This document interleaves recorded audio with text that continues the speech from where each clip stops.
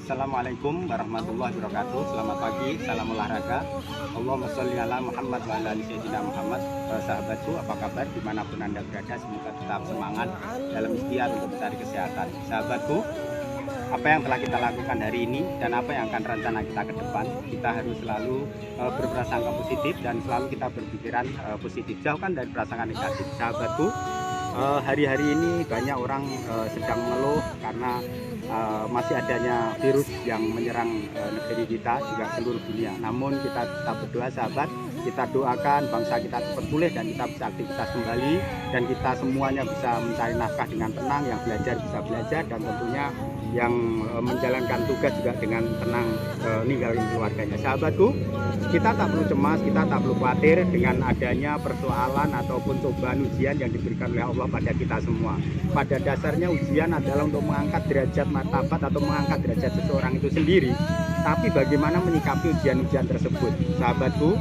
Jadi kalau memang kita saat ini baru bermasalah dengan persoalan hidup, bermasalah dengan ekonomi, bermasalah dengan usaha ataupun pasangan, mari kita selalu kembalikan ke Allah Subhanahu wa Ta'ala. Sahabatku, kita diberikan contoh oleh Rasul kita Nabi Muhammad SAW, begitu baiknya, begitu indahnya, dengan perinya yang sangat luar biasa, bagaimana meletakkan diri dalam persahabatan, meletakkan diri dalam sesama manusia tapi di luar keyakinan, dan bagaimana meletakkan diri dalam mencontohkan kesehariannya. Sahabatku, beliau adalah guru, beliau adalah contoh, beliau adalah ilmu yang hidup dan akan kita ikuti sampai akhir zaman nanti. Maka dari itu, kalau orang yang mengatakan dirinya orang beragama, orang Islam, tapi tidak mencontoh Rasul dan dia melawan dengan sunnatullah Rasul, berarti dia tidak mengerti apa itu beragama. Sahabat, kalau kita memang beragama, harus kita benar-benar totalitas. Kita mau belajar.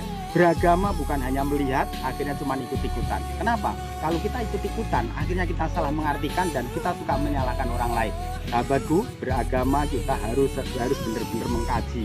Harus kita mau totalitas. Jadi benar-benar kita bagaimana mempelajarinya. Jadi maksudnya, kalau kita mempelajari, ngerti maksud, tujuan, dan bagaimana mengaplikasikan di hati kita, keluarga kita, di masyarakat. Jadi kita tidak salah mengartikan. Dan bagaimana kita hubungan baik sesama teman, sesama agama, dan di luar agama atau di luar keyakinan kita. Semuanya sudah ada aturannya, sahabat. Jadi biar kita tidak salah, mari kita harus selalu belajar.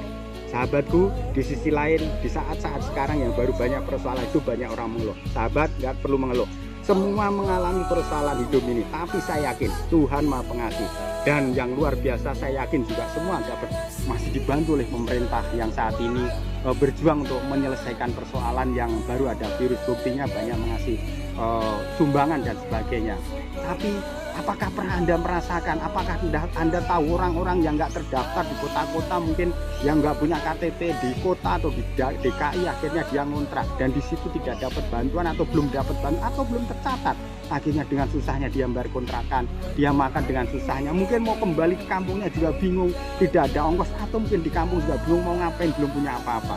Sahabatku, mari kita syukuri. Dan saya mengharapkan sekalian semuanya, teman-temanku, kalau punya kelebihan rezeki, bantulah mereka. Bantu, apakah itu dengan makanan yang kita miliki, atau mungkin harta kita, atau mungkin apapun. Dan juga perlu dikasih semangat, doakan.